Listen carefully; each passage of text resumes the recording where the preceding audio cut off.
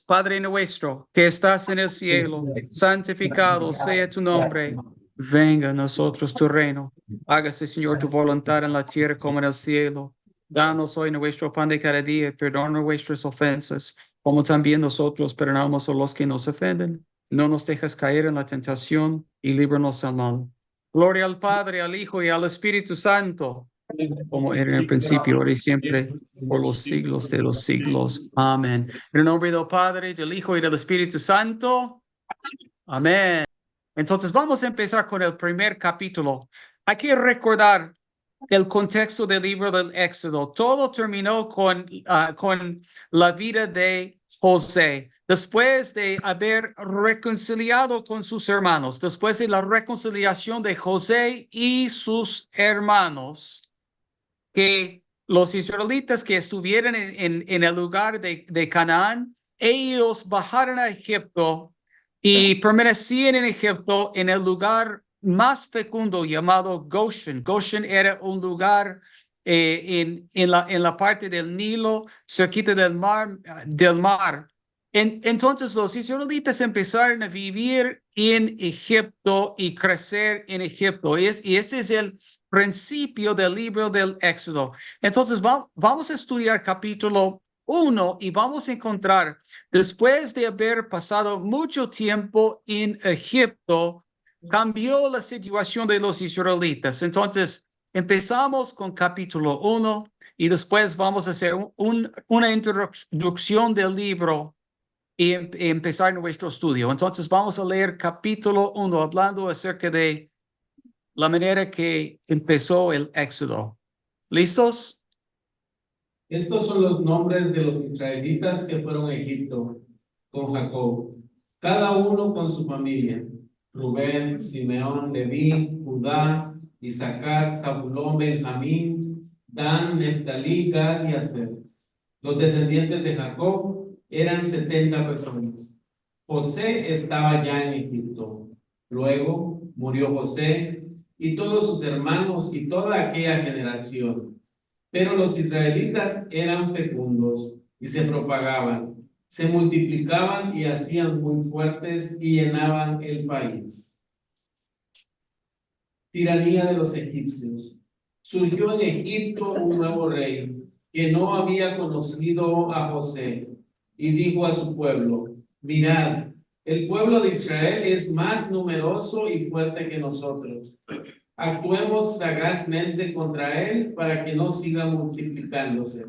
No sea que en caso de guerra se alíe también él con nuestros enemigos, luche contra nosotros y se marche del país. Entonces les pusieron capataces para oprimirlos con duros trabajos, y así edificaron para el faraón las ciudades de depósito, Pitón y Ramsés. Pero cuando más los oprimían, tanto más se multiplicaban y crecían, de modo que los egipcios llegaron a temer a los israelitas. Los egipcios esclavizaron brutalmente a los israelitas y les amargaron la vida con dura servidumbre, con los trabajos del barro, de los ladrillos del campo y con toda clase de servidumbres. Los esclavizaron brutalmente. Además, el rey de Egipto dijo a las parteras de las hebreas, una de las cuales se llamaba Cifra y la otra Púa: cuando asistáis a las hebreas, fijaos bien. Si es niño, matadlo, y si es niña, que viva. Pero las comadronas temían a Dios y no hicieron lo que les había mandado el rey de Egipto, sino que dejaban con vida a los niños. El rey de Egipto llamó a las comadronas y les dijo: ¿por qué habéis hecho esto y dejáis con vida a los niños? Respondieron las comadronas al faraón: es que las mujeres hebreas no son como las egipcias, son más robustas y antes que llegue la comadrona ya han dado a luz. Dios premió a las comadronas. El pueblo se multiplicaba y se hacían muy fuertes, y a las comadronas, porque temían a Dios, les concedió descendencia. Entonces el faraón ordenó a todo su pueblo, a todo niño recién nacido, arrojarlo al río, pero a las niñas dejarlas con vida. Palabra de Dios. Te alabamos, Señor. Entonces, ¿por qué estaba multiplicándose los israelitas? Porque Dios estaba bendiciendo su pueblo en Egipto. Dios estaba bendiciendo su pueblo, aunque a pesar de su servicio difícil. Es un versículo muy clave, el versículo que habla acerca de todos los tribus bajando a Egipto. Acuérdense que los que eran los más grandes en la familia de Jacob eran Rubén, Simeón y Leví. Pero todos Rubén, Simeón y Leví hicieron cosas que eran contra su padre o contra y ellos llevaron vergüenza a su padre de una manera y otra manera. Entonces, la promesa más importante en Génesis capítulo 49 es que a través de un descendiente de Judá vendrá un futuro rey, ¿ok? Judá es el cuarto hijo de Jacob o Israel. Entonces, todos bajaron a Egipto donde estaba José, empezaron a vivir allá, murieron. Y años después entró un nuevo faraón, un nuevo rey que no sabía nada de José. En pocas palabras, que no quería respetar la relación que los israelitas a través de José tenían en Egipto, porque tenían la tierra que era muy fecunda, buena tierra, cerquita del Nilo. El río llamado el Nilo. Entonces, él cambió la situación de los israelitas. ¿Cuánto tiempo eran en total los israelitas en Egipto? 430 años en total. 430 años en total. Quiero darles un poco de los antecedentes del Éxodo, ¿ok? Entonces, el libro de Éxodo es más que una historia de Israel. La historia del nacimiento de Israel como un pueblo, como una nación. Este es el libro de Éxodo. El pueblo de Israel está llamado el hijo primogénito de Dios. El hijo primogénito de Dios. Este es muy importante para entender el Éxodo. Israel llamado el hijo primogénito de Dios. ¿Ok? Entonces, un momentito. Entonces, en el desierto se unieron Yahvé con un vínculo de alianza que se asemeja un matrimonio sagrado. Entonces, la alianza que vamos a estudiar en el libro de Éxodo es semejante a un matrimonio sagrado. Los profetas hablaron mucho acerca de este matrimonio. Y en el libro del Éxodo, Israel va a llegar a tener una nueva identidad como un pueblo. Entonces, el libro del Éxodo es un libro de la salvación y la liberación. Muchas personas se olvidan que es un libro principalmente de la salvación. Y la liberación, vamos a hablar acerca de lo que significa la liberación cuando hablamos acerca de este libro del Éxodo. Los profetas estuvieron extremadamente influenciados por el libro del Éxodo y a menudo emplearon imágenes y motivos similares al Éxodo para hablar del futuro exilio de Israel y de la renovación de Israel. Entonces encontramos imágenes del Éxodo en los profetas de Oseas, Isaías, Jeremías, cuando ellos hablan acerca de la renovación de Jerusalén o la renovación de Israel como un pueblo. Los escritores del Nuevo Testamento hacen numerosas referencias al Éxodo y por tanto a menudo describen a Jesús en términos de un nuevo Moisés, perdón. Entonces, hablaremos acerca de este cuando estudiamos los evangelios. En el Nuevo Testamento, Jesús está presentado con un nuevo David y un nuevo Moisés. Entonces, los milagros del Éxodo dejaron una huella imborrable en la experiencia histórica de Israel.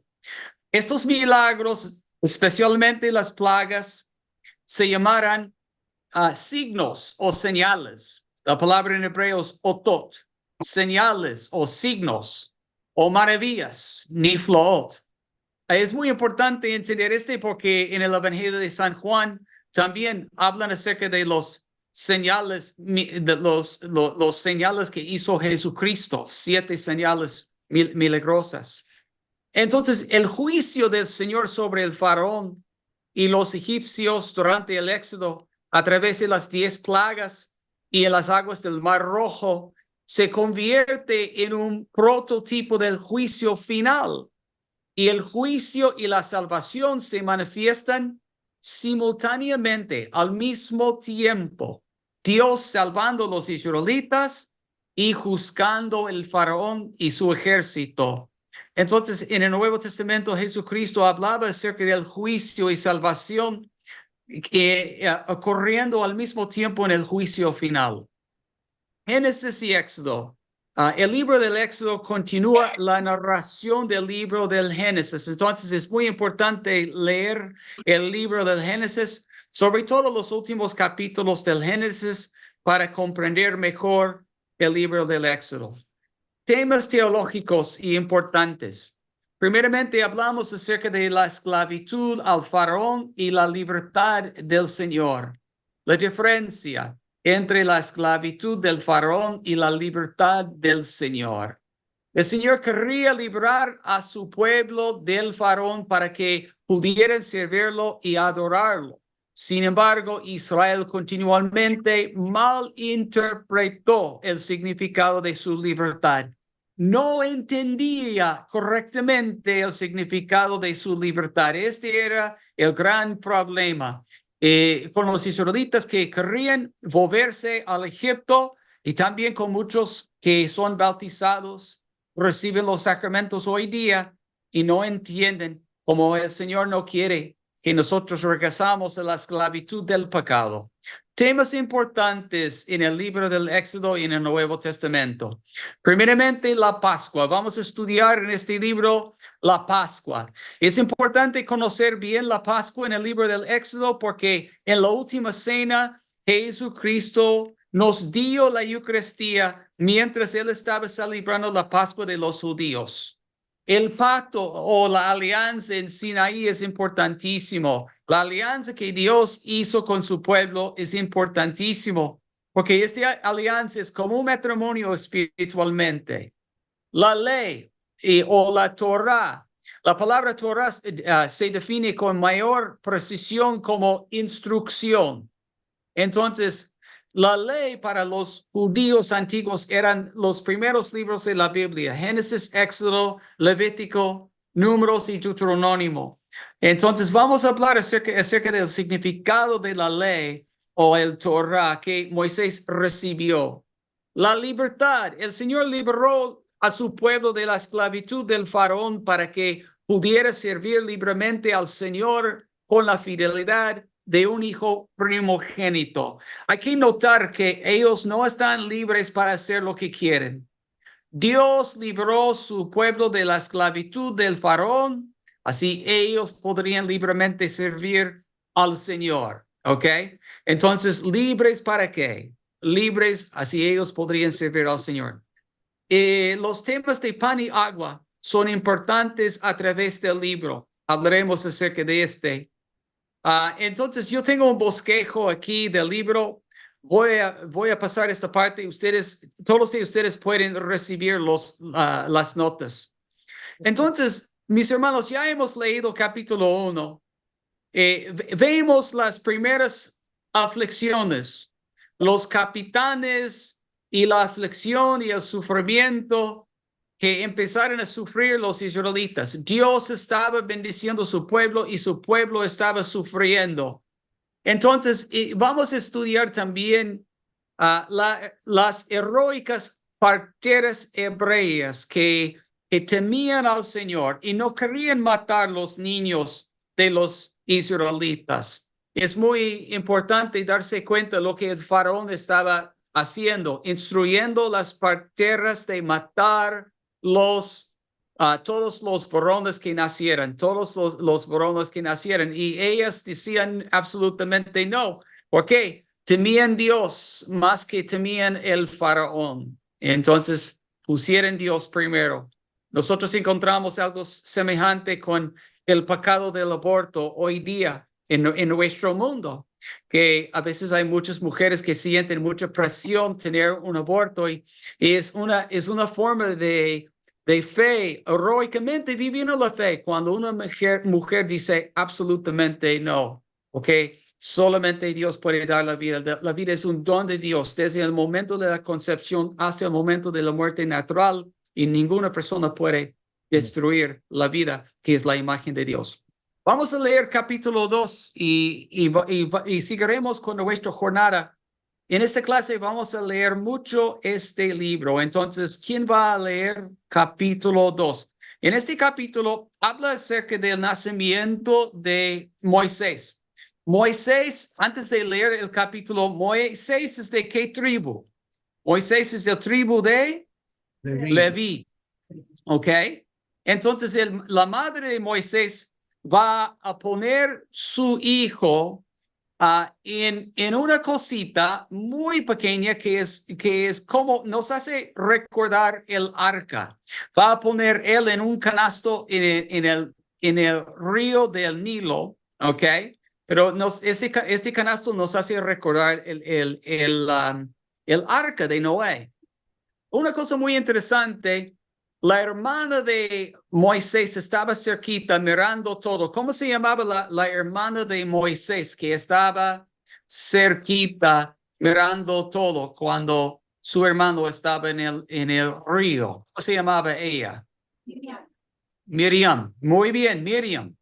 Entonces, lo que es un poco chistoso es la hermana de Moisés va a encontrar una mujer para cuidar por este niño y es la misma madre.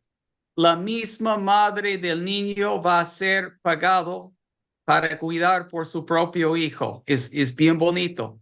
Entonces, vemos que Moisés va a ser criado en los palacios de Egipto, pero al mismo tiempo va a mantener un conocimiento con su propia familia. ¿Ok? Otra cosa que es interesante es cuando Moisés era más grande, veía un Egipto pegando a un israelita. ¿Y qué pasó? Se enojó y pegó a este hombre, matando a este hombre, ¿ok? Y lo escondió en la reina. Entonces, cuando se dio cuenta que era conocido por el faraón, se fue a otro país que estaba entre Israel y Egipto, este de Israel. ¿Y cómo se llama este lugar donde él se fue? Se fue, ¿cómo se llama? Midian, exactamente. Ok, entonces vamos a estudiar capítulo 2. ¿Quién quiere leerlo? ¿Quién va a leerlo? Se puede leerlo en este momento. Nacimiento y juventud de Moisés. Un hombre de la casa de Leví tomó por mujer a una hija de Leví. La mujer concibió y dio a luz un hijo. Y viendo que era hermoso, lo tuvo escondido durante 3 meses. No pudiendo esconderlo por más tiempo, tomó una cestilla de papiro, la calfateó con betún y pez, metió en ella al niño y la puso entre los juncos a la orilla del río. La hermana del niño se apostó a lo lejos para ver lo que le pasaba. Entonces la hija del faraón bajó a bañarse en el río. Mientras sus doncellas se paseaban por la orilla del río, ella divisó la cestilla entre los juncos y envió a una criada para que la recogiera. Al abrigarla, vio que era un niño que lloraba. Se compadeció de él y exclamó: es un niño de los hebreos. Entonces la hermana del niño dijo a la hija del faraón: ¿quieres que vaya y llame a una nodriza hebrea para que te críe el niño? Vete, le contestó la hija del faraón. Fue pues la joven y llamó a la madre del niño, y la hija del faraón le dijo: toma a este niño y críame, que yo te pagaré. Tomó la mujer al niño y lo crió. Cuando creció el muchacho, se lo llevó a la hija del faraón, que lo adoptó y le llamó Moisés, diciendo: del agua lo he sacado. Un día, cuando Moisés ya era mayor, fue a donde estaban sus hermanos y vio sus duros trabajos. Vio también cómo un egipcio golpeaba a un hebreo, a uno de sus hermanos. Miró a uno y a otro lado, y no viendo a nadie, mató al egipcio y lo enterró en la arena. Cuando salió al día siguiente, estaba riñendo dos hebreos, y le dijo al culpable: ¿por qué le pegas a tu compañero? Él respondió: ¿quién te ha nombrado jefe y juez sobre nosotros? ¿Piensas matarme como mataste al egipcio? Moisés tuvo miedo, pues se dijo: ciertamente la cosa se sabe. Cuando el faraón se enteró de lo sucedido, buscó a Moisés para matarlo. Moisés huyó de la presencia del faraón y se dirigió al país de Madián, donde se sentó junto a un pozo. El sacerdote de Madián tenía 7 hijas que fueron a sacar agua y llenar los abrevaderos para darle de beber al ganado de su padre. Pero vinieron unos pastores y las echaron. Entonces Moisés se alzó, las defendió y abrevó su ganado. Ellas volvieron a casa de su padre Reuel, y él les preguntó: ¿por qué habéis vuelto hoy tan pronto? Respondieron: un egipcio nos ha librado de las manos de los pastores. Además, nos han sacado agua y han llevado el ganado. Preguntó entonces a sus hijas: ¿dónde está? ¿Cómo habéis dejado solo a ese hombre? Invitadlo a comer. Moisés aceptó morar con aquel hombre, y él le dio a su hija Séfora. Ella dio a luz un hijo, y Moisés lo llamó Gersón, pues dijo: forastero soy en tierra extraña. Durante este largo periodo murió el rey de Egipto. Como los israelitas gemían y se quejaban de su servidumbre, el clamor de su servidumbre subió a Dios. Dios escuchó sus gemidos y se acordó de su alianza con Abraham, Isaac y Jacob. Dios se fijó en los israelitas y reconoció. Palabra de Dios. Vamos, Señor. Muy bien. Entonces, nada más que algunas cosas en capítulo 2. Primeramente, Moisés es de qué tribu? ¿El tribu de qué? De Leví. Este es el tribu de los sacerdotes. Es importante para entender cómo recibieron los levitas el sacerdocio en Éxodo 32. Moisés era del tribu de Leví. En el monte de Sinaí, cuando bajaba Moisés con los 10 mandamientos, encontraban los israelitas adorando el becerro de oro. ¿Y quién es el tribu que defendió Moisés cuando había una guerra civil? El tribu de Leví. Ok. Entonces, la madre de Moisés puso Moisés en las orillas del río del Nilo y estaba en una canasta. La descripción de la canasta es muy interesante porque es muy semejante a la descripción que encontramos del arca de Noé. Entonces, la hija del faraón encontraba a Moisés y tuvo compasión de él. Hay un poco de ironía porque ella tenía compasión de Moisés, pero su padre no, o entonces hay un poco de ironía, ¿no? Porque ella tenía compasión de Moisés, pero el faraón no. Entonces Moisés estaba criado por su propia madre, pero al mismo tiempo vivía en los palacios de los egipcios. Era un hombre de 2 culturas, de los egipcios y también hebreos, al mismo tiempo. El nombre de Moisés, sacado de agua, es importante porque el mismo Moisés que era sacado del agua va a guiar a los israelitas a través del agua del Mar Rojo. ¿Ok? Y muy tristemente, Moisés mató este hombre egipcio lo veía pegando un hebreo y lo mató. Entonces, hay algo semejante con Moisés y David, dos figuras que son muy importantes en la Sagrada Escritura. Moisés y David, los dos eran culpables de homicidio, en pocas palabras. Y se presenta una pregunta: ¿cómo es posible que Dios podría llamar Moisés este hombre culpable de haber matado a una persona, y David también, y hacer cosas tan grandes en sus vidas? Entonces, demuestra cómo Dios puede totalmente transformar una vida de una persona que ha pecado gravemente. Entonces, es importante estudiar como, wow, ¿por qué escogió Dios este hombre que era culpable de este crimen y totalmente transformó su vida? Entonces, Moisés se fue a vivir. ¿Y dónde vivía? Vivía en otro país, afuera de Israel, afuera de Egipto. ¿Cómo se llamaba este país? Se llama Madián. Madián estaba en el desierto, este de Israel, al sureste de Israel, entre Israel y Egipto. Entonces Moisés se sentó en un pozo. En Juan capítulo 4, cuando Jesucristo encontraba a la mujer samaritana, Jesús estaba sentado a un pozo exactamente como Moisés. Cada vez cuando ustedes ven un pozo en la Biblia, deben pensar en bodas, en una boda. ¿Por qué? Porque muchos de los patriarcas encontraron sus esposas cuando estuvieron cerquita de un pozo. Entonces aquí vemos Moisés sentado en un pozo y en poco tiempo está casado con una mujer. Entonces, él tenía un hijo. ¿Y cómo se llamaba su hijo?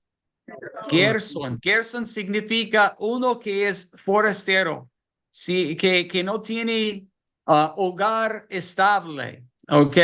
Y dice que durante este largo periodo murió el rey de Egipto. El pueblo de Israel sufría mucho bajo la esclavitud. Gritaron y su grito subió desde los lugares de trabajo hasta Dios. Y oyó Dios sus lamentos. Es muy importante este. Dios oyó sus lamentos y Dios se acordó de su alianza. Eso no significa que Dios ha olvidado su alianza. Al contrario, no, se acordó de su alianza significa que Dios actúa en su alianza y empezó a cumplir la promesa de su alianza. Se acordó de su alianza con Abraham, Isaac y Jacob, y miró Dios con bondad a los hijos de Israel y los atendió. Entonces, la escena de Moisés sentado en un pozo nos hace recordar algo semejante cuando Jacob encontraba su esposa cerquita de un pozo también. Entonces vemos algo muy semejante entre Éxodo 2 y Génesis capítulo 29. Esta es una cosa que encontramos mucho en la Biblia, que hay dos escenas que son muy semejantes. En Génesis capítulo 29, Jacob encontraba a su esposa cerquita de un pozo. Y aquí en Éxodo capítulo 2, Moisés encontraba a su esposa cuando él estuvo sentado en un pozo. Ambos estaban fuera de la tierra. El Padre interviene en ambas escenas. Se menciona a las hijas del Padre que vinieron al pozo a brevar las ovejas de su padre. El encuentro se desarrolló en un pozo. Tanto Moisés como Jacob ayudan a las hijas y ambas abrevan las ovejas de sus hijas, y las hijas cuentan el hecho a sus respectivos padres. Moisés y Jacob fueron invitados por los padres a cenar y luego a quedarse con ellos.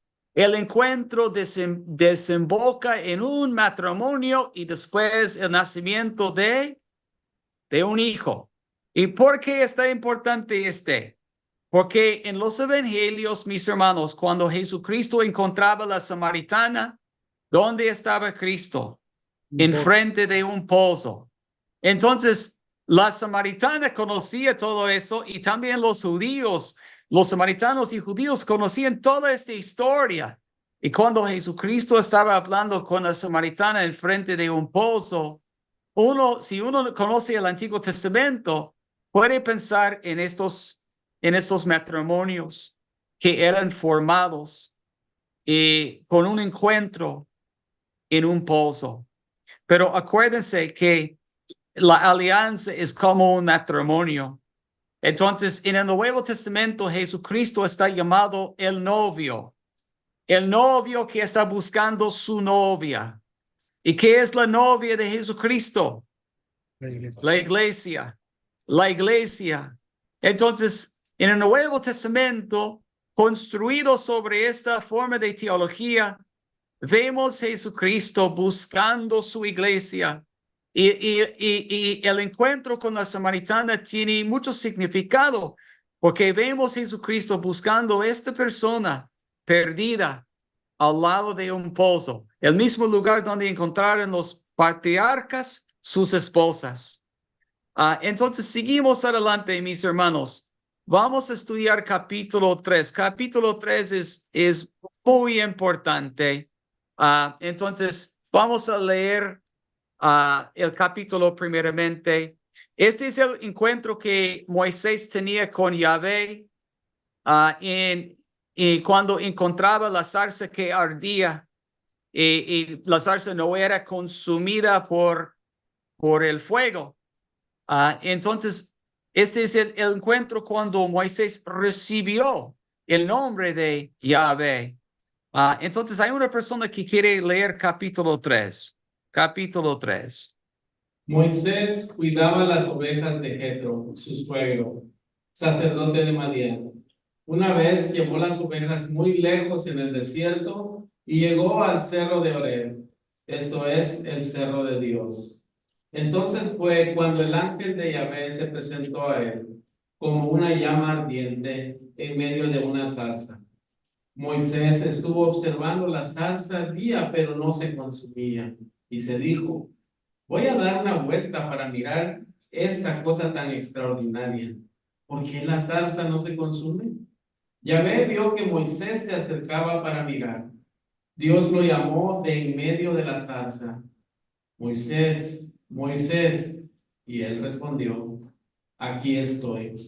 Yahvé le dijo: no te acerques más, sácate tus sandalias, porque el lugar que pisas es tierra sagrada. Luego le dijo: yo soy el Dios de tus padres, el Dios de Abraham, el Dios de Isaac y el Dios de Jacob. Al instante Moisés se tapó la cara porque tuvo miedo de que su mirada se fijara sobre Dios. Yahvé dijo: he visto la humillación de mi pueblo en Egipto y he escuchado sus gritos cuando lo maltrataban sus mayordomos. Yo conozco sus sufrimientos y por esta razón estoy bajando para librarlo del poder de los egipcios y para hacerlo subir de aquí a un país grande y fértil, a una tierra que emana leche y miel, al territorio de los cananeos, de los heteos, de los amorreos, los perezeos, los jebeos y los jebuseos. El clamor de los hijos de Israel ha llegado hasta mí y he visto cómo los egipcios los oprimen.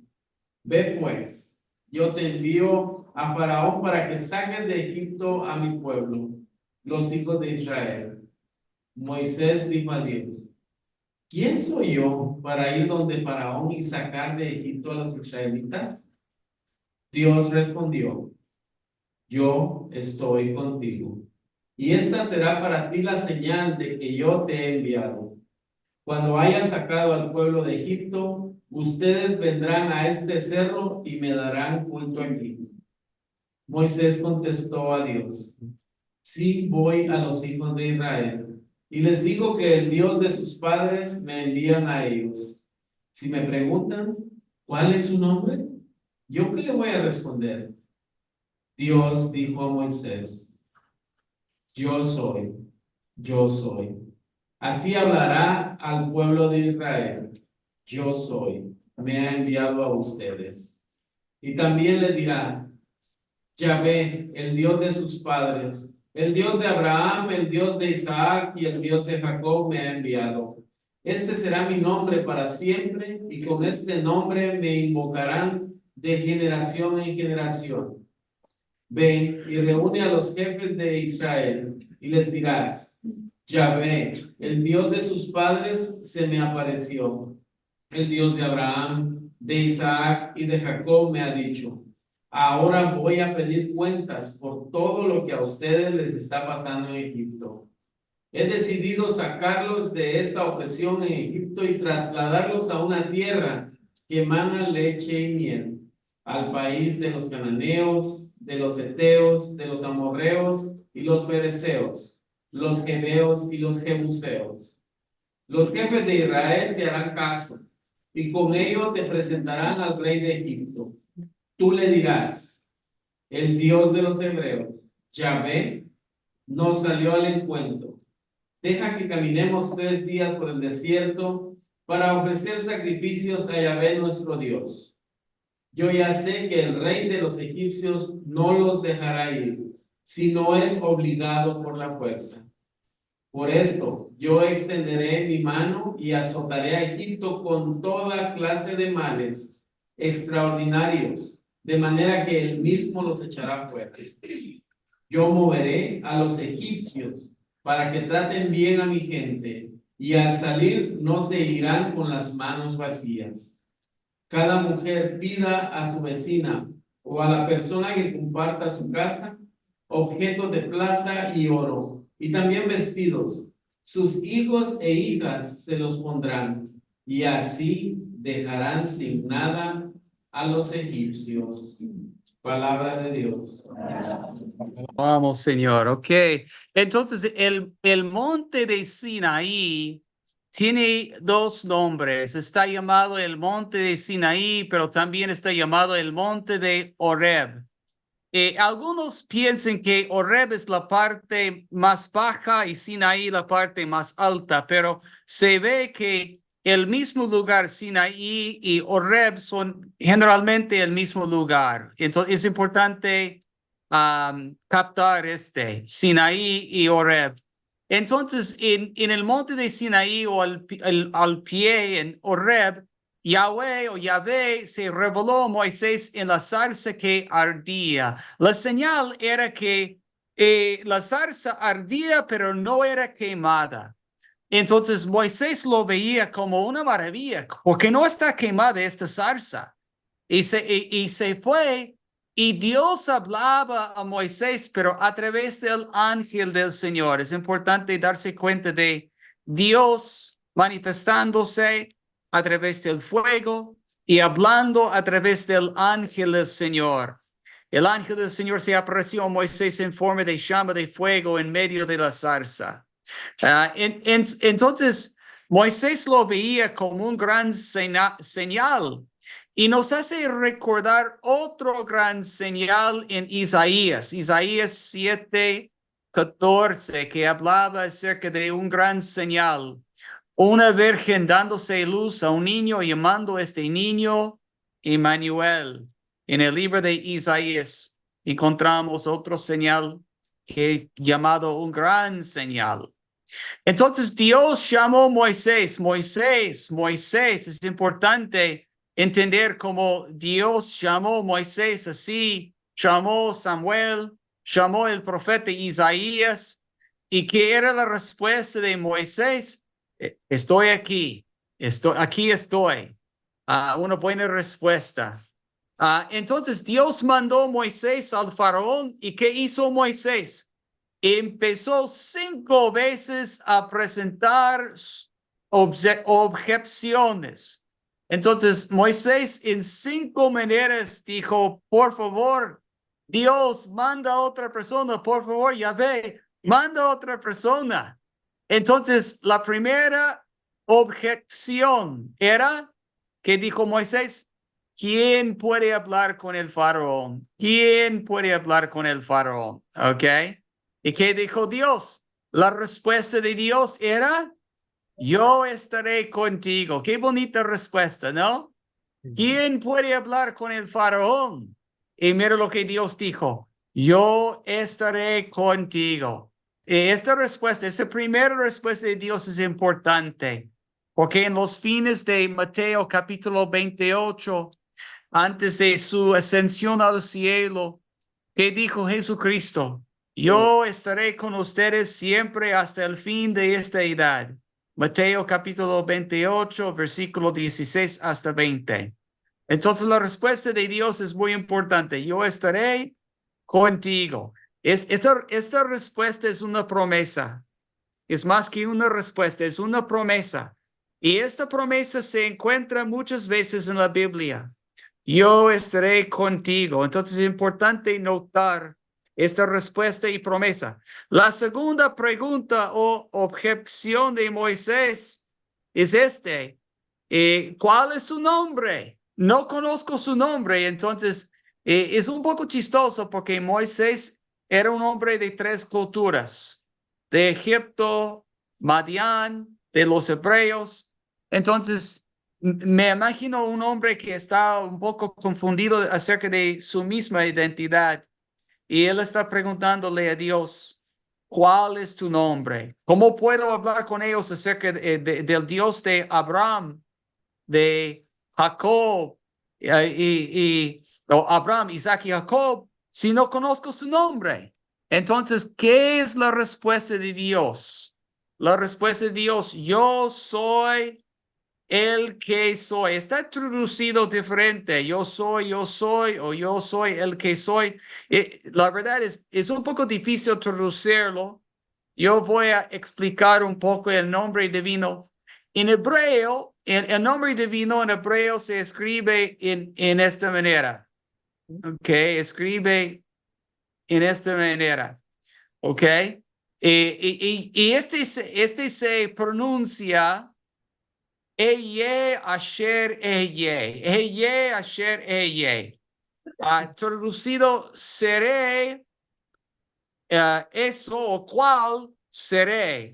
Es un poco difícil traducirlo, como se puede ver, ¿no? Evidentemente llevó el uso del nombre divino Yahvé. Sin embargo, al partir del siglo XIII antes de Cristo, el pueblo de los judíos evitó pronunciando el nombre divino. Cuando los judíos leen el nombre divino, ellos dicen Adonai, que significa mi Señor. O pueden decir Hashem, que significa el nombre.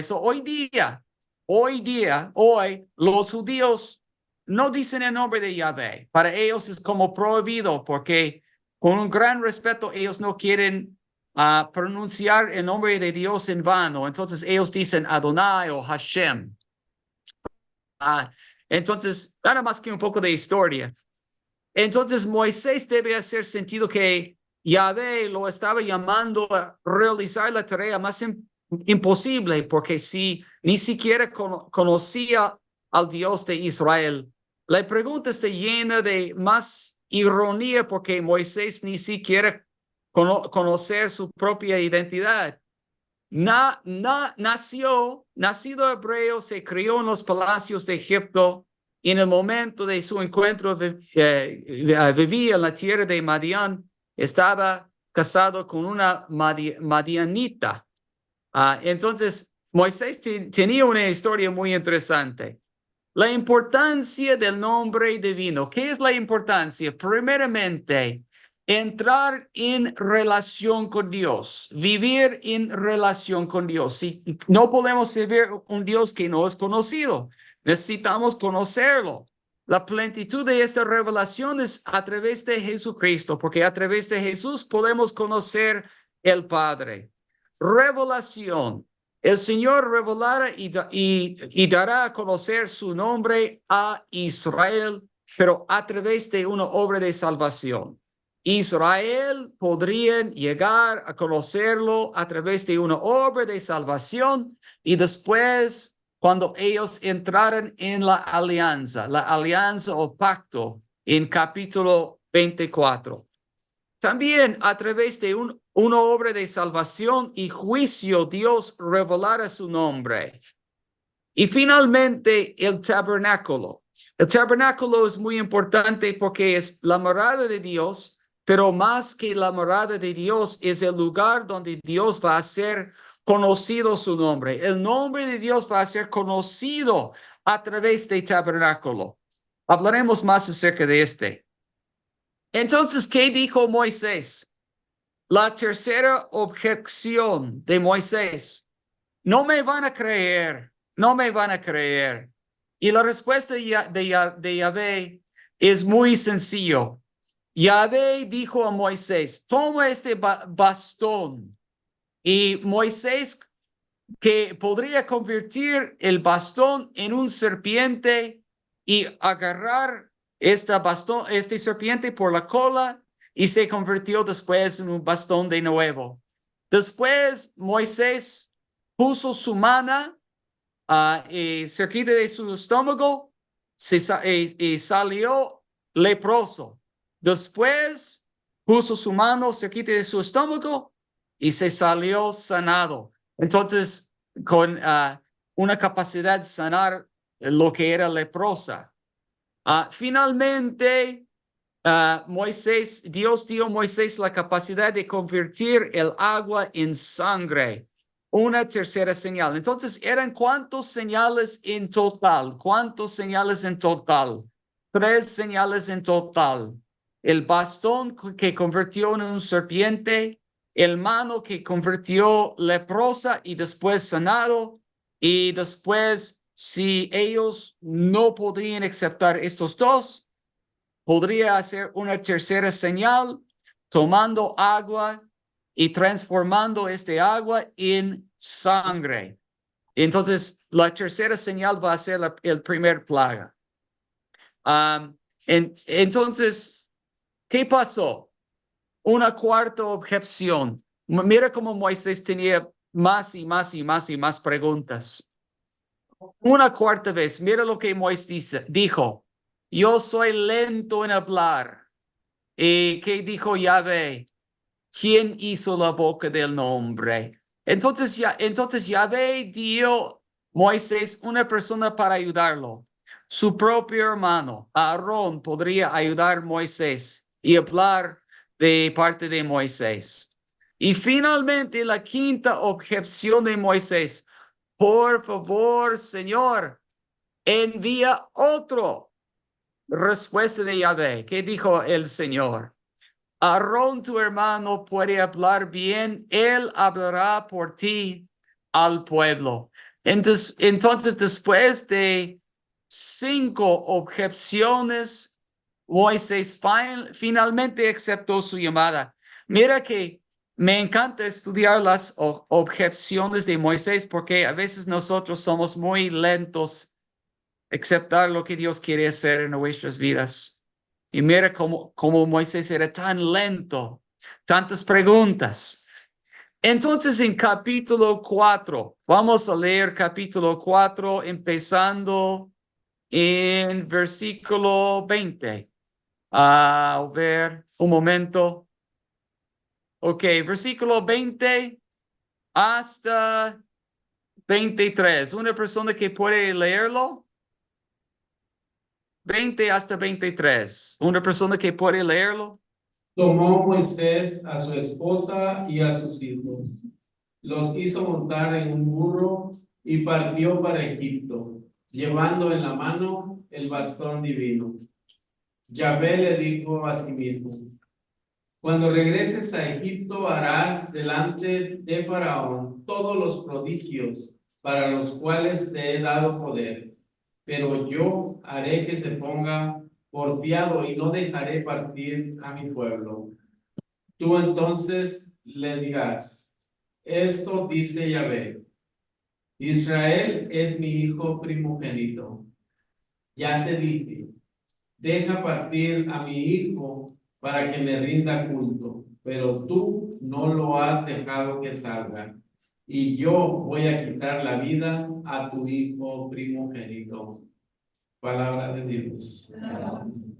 Ok, muy bien. Entonces, mira, este título es importantísimo. Esto dice Yahvé: Israel es mi hijo primogénito. Y si los israelitas son desobedientes, ¿qué va a pasar? El Señor va a quitar la vida de sus hijos primogénitos.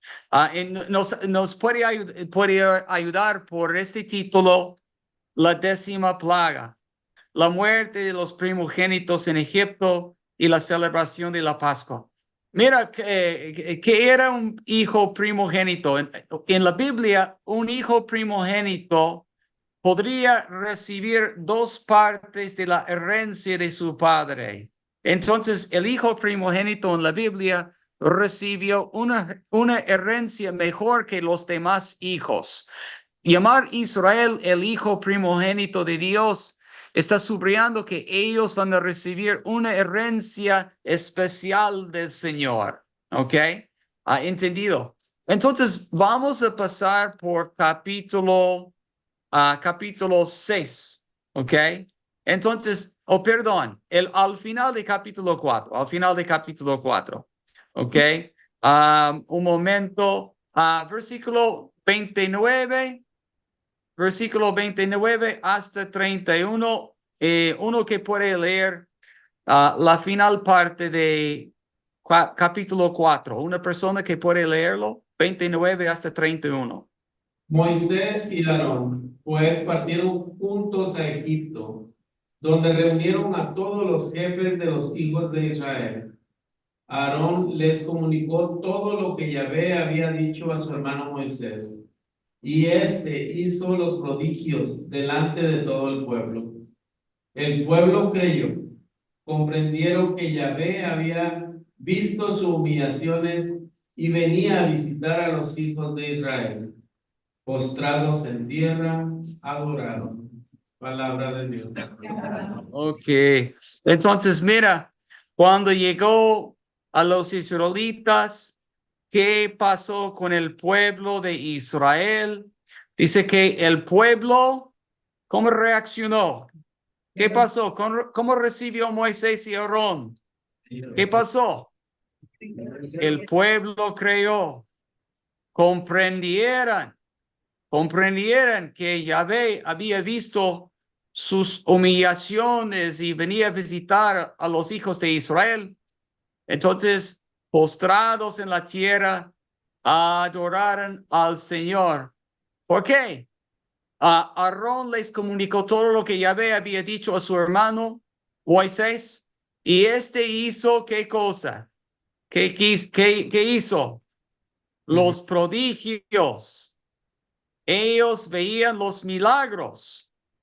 Entonces, después de haber visto los milagros, creyeron, adoraron al Señor.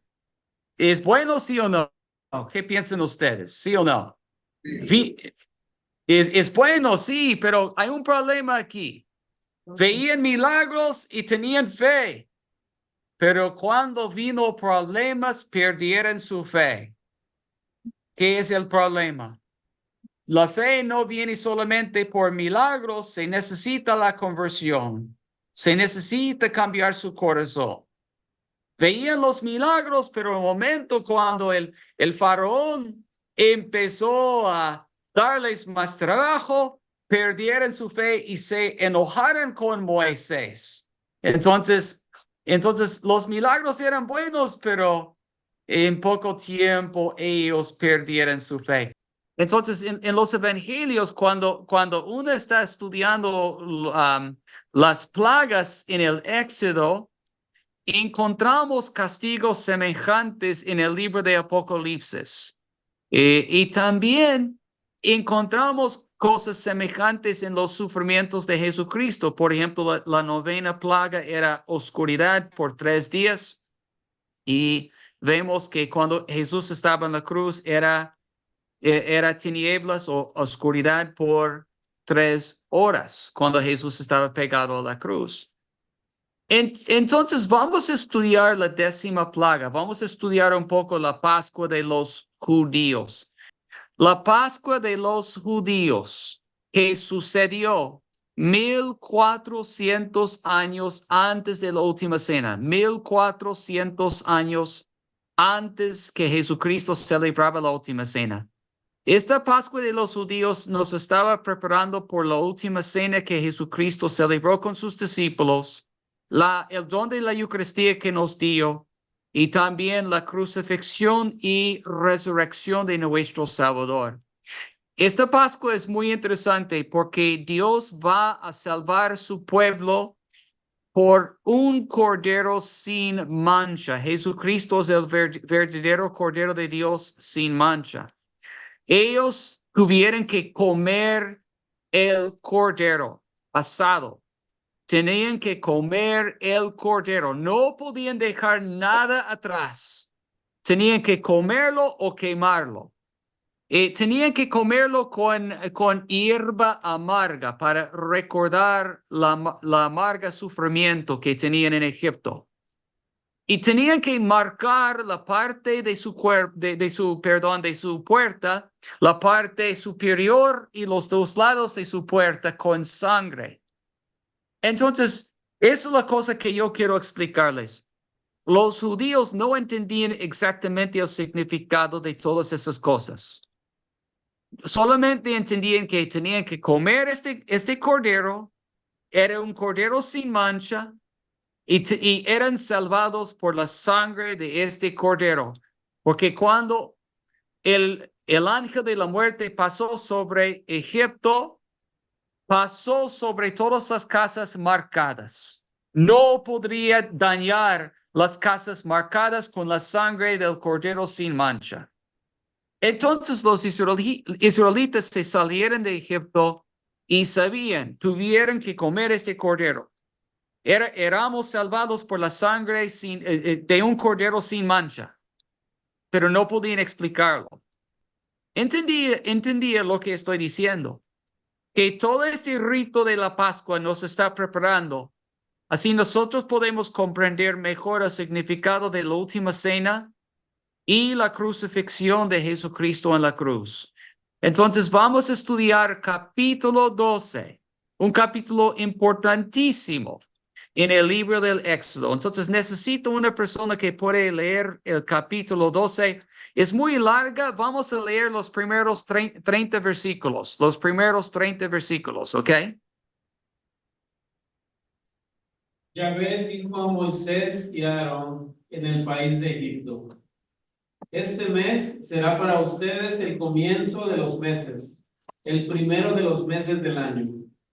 Hablen a la comunidad de Israel y díganle: el día 10º de este mes, tome cada uno un cordero por familia, un cordero por casa.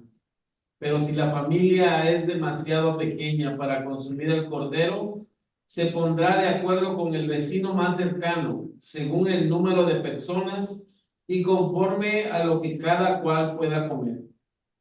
Ustedes escogerán un corderito sin defecto, macho, nacido en el año. En lugar de un cordero, podrán tomar también un cabrito. Ustedes lo reservarán hasta el día 14 de este mes. Entonces toda la comunidad de Israel lo sacrificará al anochecer.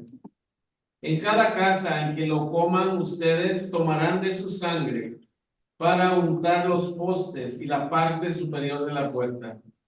Esa misma noche comerán la carne asada al fuego. La comerán con panes sin levadura y con verduras amargas.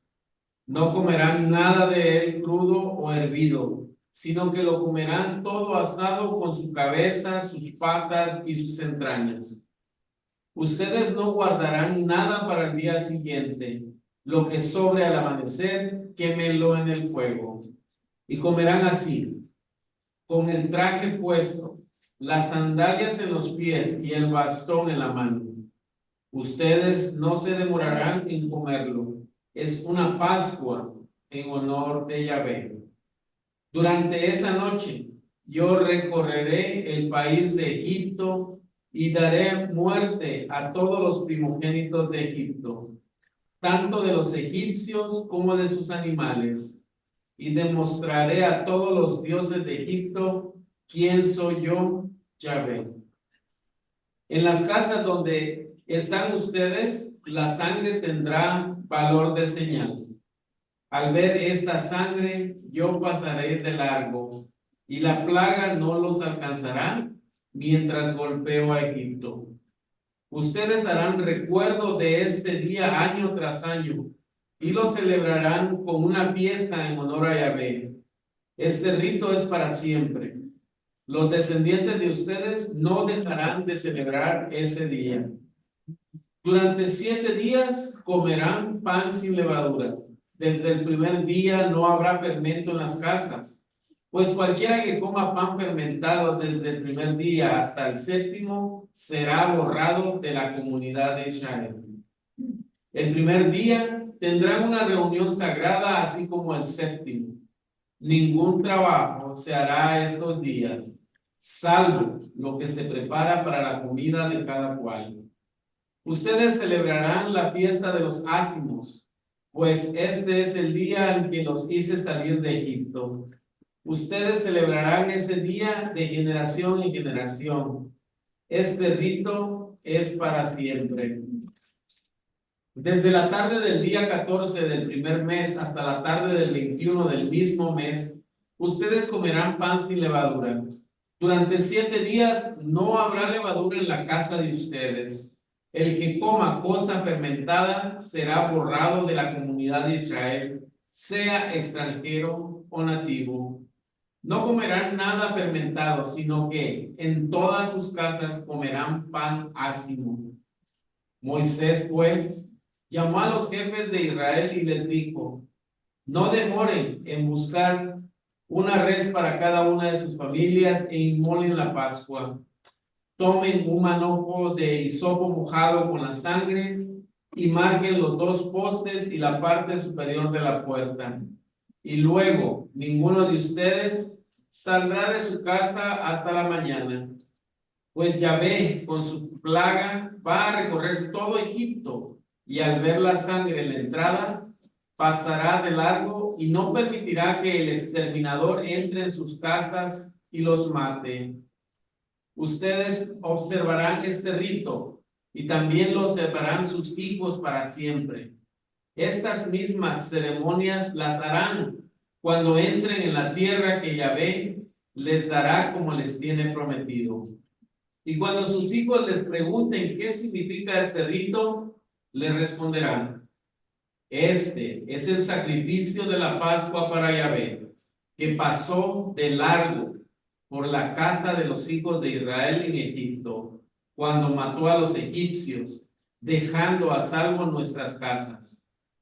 Al oír esto, todo el pueblo se postró y adoró. Los israelitas se fueron e hicieron lo que Yahvé había mandado a Moisés y Aarón. Sucedió que a medianoche Yahvé hirió de muerte a todos los primogénitos del país de Egipto, desde el primogénito de Faraón, que está sentado en el trono, hasta el del preso, que está en la cárcel, y a todos los primeros nacidos de los animales. Palabra de Dios. Muy bien, muy bien. Entonces un poco acerca de Éxodo capítulo 12. Es importante entender este capítulo porque uno que puede entender este capítulo puede entender la última cena y la crucifixión de nuestro Señor Jesucristo. Es importante entender que Dios está manifestando su juicio sobre la tierra de Egipto, pero al mismo tiempo salvando su pueblo. Él está dándonos un modelo del juicio final. En el juicio final, los que están marcados con la sangre del Cordero de Dios verdadero, quiere decir Jesucristo. Los que pertenecen a la familia de Dios, quiere decir la iglesia, van a ser conservados, salvados.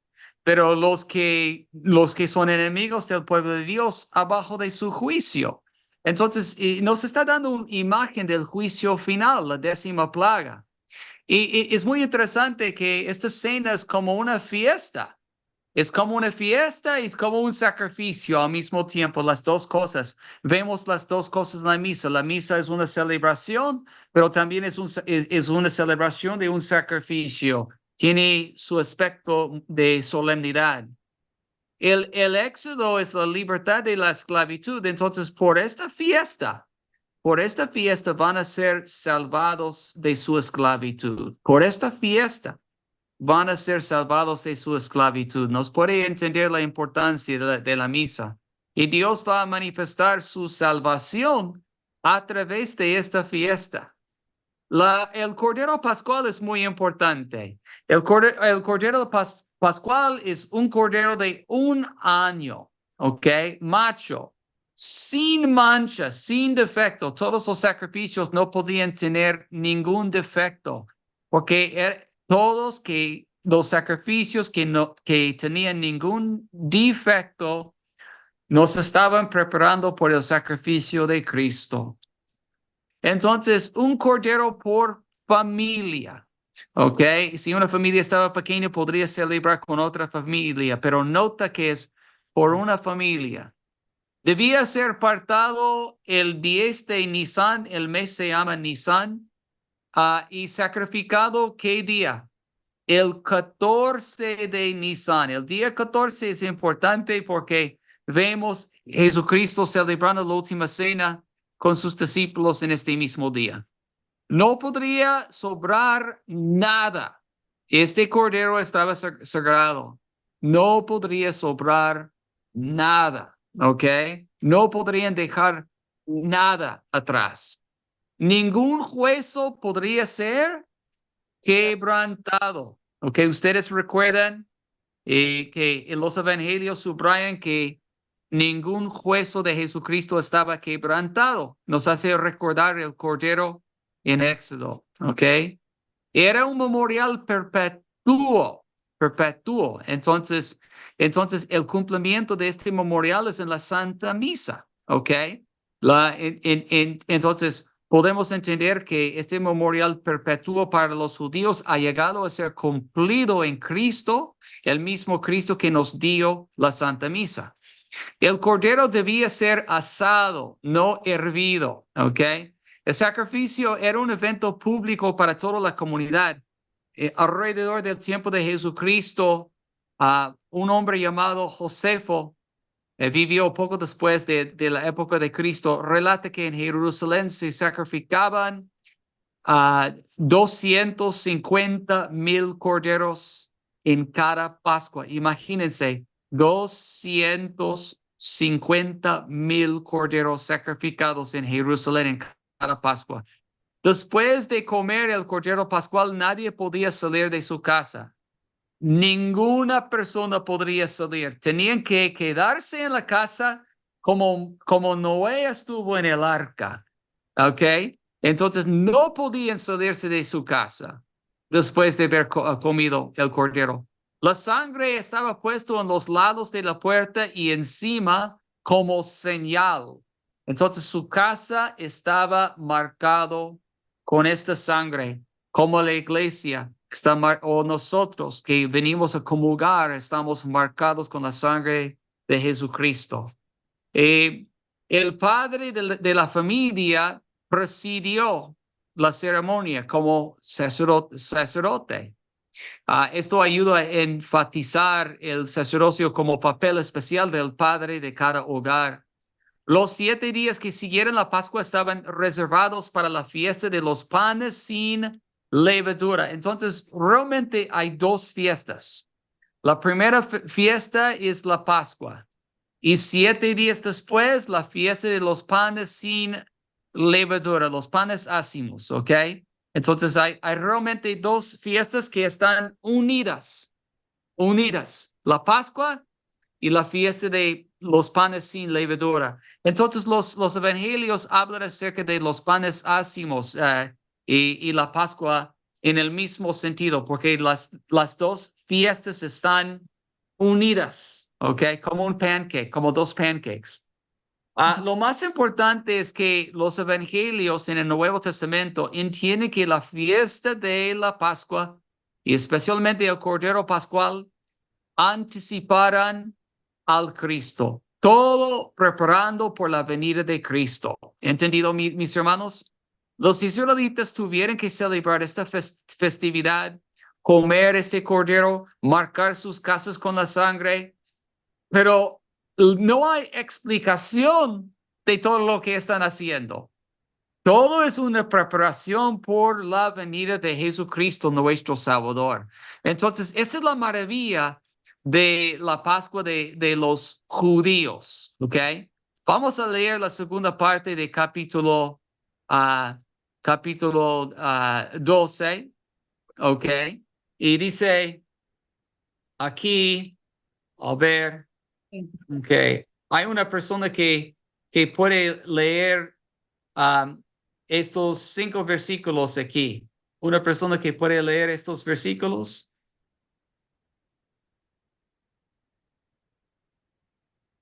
Aquella misma noche, Faraón llamó a Moisés y a Aarón y les dijo: levántense y salgan de este pueblo, ustedes y los hijos de Israel. Vayan para servir a Yahvé, como ustedes dicen. Llévense sus rebaños de ovejas y vacunos como ustedes piden. Salgan, pero denme la bendición. Los egipcios los presionaban para que se fueran inmediatamente, pues decían: si no se van esos, moriremos todos. El pueblo recogió la masa antes que fermentara. La envolvieron en sus mantas y se las cargaron al hombro. Los israelitas hicieron lo que les había dicho Moisés. Pidieron a los egipcios objetos de oro y plata y muchos vestidos, y los egipcios se los dieron prestado, porque Yahvé hizo que estuvieran dispuestos para escucharlos. Así fue como despojaron a los egipcios. Palabra de Dios. Muy bien, muy bien.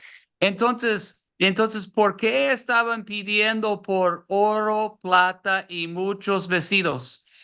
¿Por qué estaban pidiendo por estas cosas? Entonces, con la intención de usar oro, plata y muchos vestidos para construir, ¿qué cosa? El tabernáculo, el tabernáculo. Todo eso, oro, plata y muchos vestidos, los egipcios estaban dando a los israelitas, oro, plata y muchos vestidos. Pero ¿qué pasó cuando Moisés estuvo en el monte de Sinaí, cuando recibió todos los planes para el tabernáculo, sabiendo que los israelitas han recibido oro, plata y muchos vestidos? ¿Qué estaban haciendo los israelitas abajo? Haciendo un becerro de oro. Entonces hay un poco de ironía en el libro del Éxodo, ¿no? Dios estaba haciendo esas cosas así, ellos podrían construir el tabernáculo, pero cuando Moisés estaba en el monte de Sinaí recibiendo los planes del tabernáculo, ellos estaban haciendo el becerro de oro. Entonces, mis hermanos, capítulo 12, yo quiero leer nada más que un poquito de capítulo 14, porque capítulo 14 nos cuenta lo que Dios hizo con los israelitas. El faraón mandó a los israelitas afuera de su país, pero ¿qué pasó?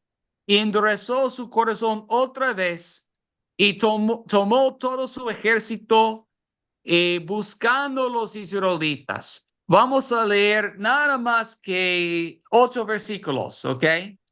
Ah, entonces, entonces aquí vamos a leer 9 versículos. Capítulo 14, versículo 9 y adelante. Capítulo 14, versículo 9. El ejército de los egipcios está buscando a los israelitas y los israelitas están en las orillas del Mar Rojo, no pueden cruzar. Parece que van a ser matados por los egipcios. Entonces, capítulo 14, versículo 9. Los egipcios, es decir, todos los carros, los caballos, los jinetes y el ejército del faraón se lanzaron en su persecución y les dieron alcance mientras acampaban junto al mar, cerca de Pi-Hahiroth, frente a Baal-Zephón. Al aproximarse Faraón, los israelitas pudieron ver que los egipcios los estaban persiguiendo. Sintieron mucho miedo y clamaron a Yahvé. Dijeron a Moisés: ¿acaso no habían tumbas en Egipto para que nos hayas traído a morir al desierto? ¿Qué has ganado con sacarnos de Egipto? Te dijimos claramente en Egipto, déjanos en paz y mejor servimos a los egipcios, porque más nos conviene servir a los egipcios que morir en el desierto. Moisés contestó al pueblo, no se asusten, permanezcan firmes, vean la obra de Yahvé y cómo él los salva hoy. Miren a esos egipcios a los que nunca más volverán a ver. Yahvé peleará por ustedes y ustedes solamente mirarán. Yahvé dijo a Moisés, ¿por qué clamas a mí? Di a los hijos de Israel que se pongan en marcha. Luego levanta tu bastón, extiende tu mano sobre el mar y divídelo, para que los hijos de Israel pasen en seco por medio del mar. Yo, mientras tanto, endureceré el corazón de los egipcios para que salga en persecución de ustedes, y me haré famoso a costa de Faraón y de todo su ejército de carros y su caballería. Entonces Egipto conocerá que yo soy Yahvé. Palabra de Dios. Muy bien. Entonces, capítulo 14 es muy importante por lo que llamamos la guerra espiritual. La guerra espiritual. Porque mira lo que está pasando con los israelitas. Cuando se acercaron el faraón y su ejército, ¿qué dijo los israelitas? ¿Acaso no había tumbas en Egipto para que nos hayas traído a morir en el desierto? ¿No? Entonces, mira la fe o la falta de fe de los israelitas, ¿no? Y mira lo que ellos dicen. Déjanos en paz y mejor servimos a quién, a los egipcios, ¿no? Entonces, lo que nosotros vemos aquí es una cosa que se repite durante su tiempo en el desierto. Vemos que los israelitas, esta primera generación que se salió de Egipto, que no tenían fe. Al momento cuando tenían problemas, perdieron su fe. No tenían lo que nosotros llamamos la perseverancia. La perseverancia es la capacidad de endurecer cosas difíciles, problemas y pruebas de la fe. Pero en cada prueba, en cada problema, vemos que ellos simplemente no tienen fe. Y más que una falta de fe, ellos faltan la providencia de Dios y ellos están murmurando contra Moisés. Prefieren ser servidores de los egipcios que servir al Señor. No entendían que servir al Señor a veces es muy difícil. Pero la respuesta de Moisés es bien bonito. No se asustan, permanezcan firmes. Vean la obra de Yahvé y como Él los salva hoy.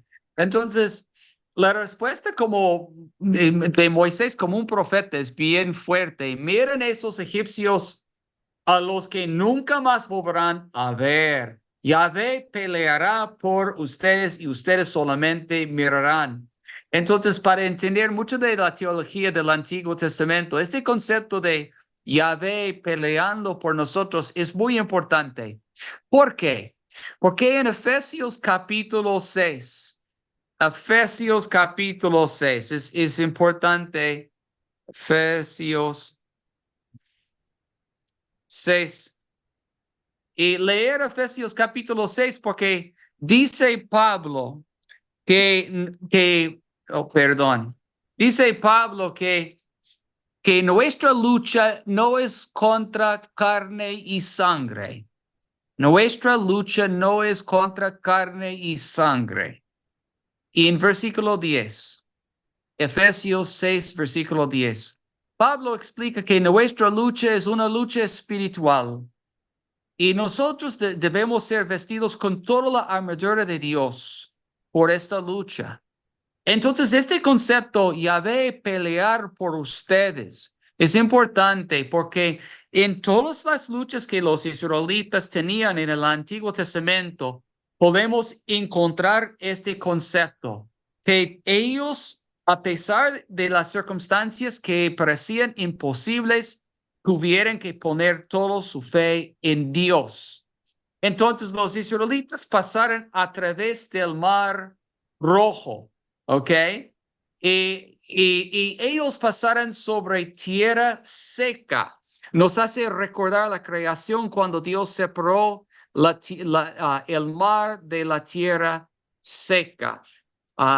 Y el faraón con su soberbia, aunque viendo el milagro de Dios con su soberbia, entró en el Mar Rojo con un deseo de acabar con los israelitas. Y en este momento, Yahvé o el Señor actuó y se cerraron las aguas sobre el faraón y su ejército. Yo voy a terminar en este momento. Quiero que ustedes lean hasta capítulo 19. Entonces, su tarea es muy sencillo. Que lea el libro del Éxodo hasta capítulo 19. Y vamos a empezar de nuevo en capítulo 19. Terminamos con una oración pequeña. Y los que tienen preguntas pueden quedarse aquí y yo voy a contestar sus preguntas. Mis hermanos, este es un gran privilegio haber tenido esta clase en esta manera. Ojalá que podrían comprenderlo. En el nombre del Padre, del Hijo y del Espíritu Santo, el Señor esté con ustedes. Que la bendición de Dios Todopoderoso desciende sobre ustedes y permanezca en el nombre del Padre, del Hijo y del Espíritu Santo. Amén. Que pasen una buena noche. Gracias, mis hermanos. Hasta la próxima.